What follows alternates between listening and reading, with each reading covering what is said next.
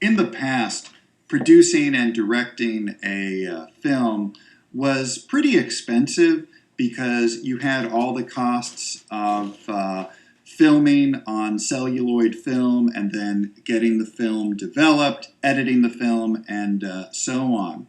Now, newer digital video technology is providing cheaper ways for filmmakers to produce and direct their own films. And also, the internet and social media provide a way to distribute and market these films made by independent filmmakers.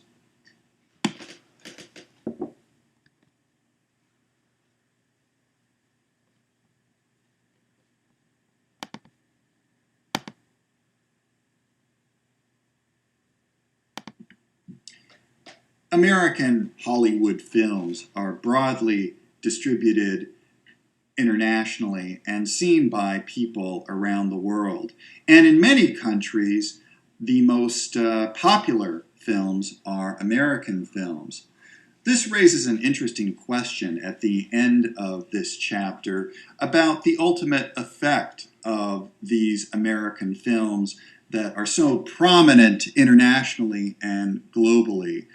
When American films are distributed internationally, does that contribute to a global village where people share a universal culture?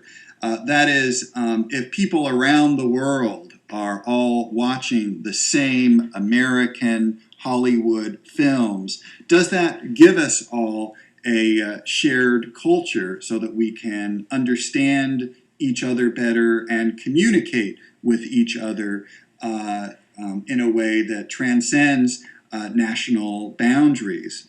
Or is there a more pessimistic, darker aspect to this spread of American films internationally?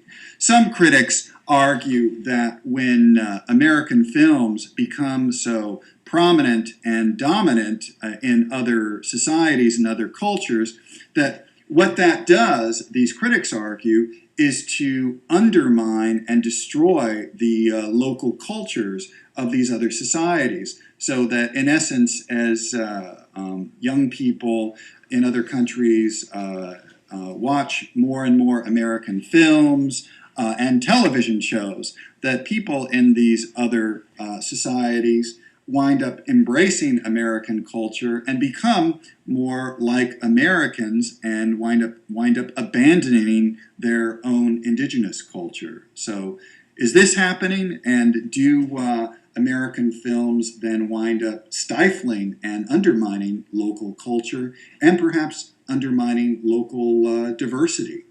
What do you think about this? What do you think is ultimately the impact and influence of American films internationally?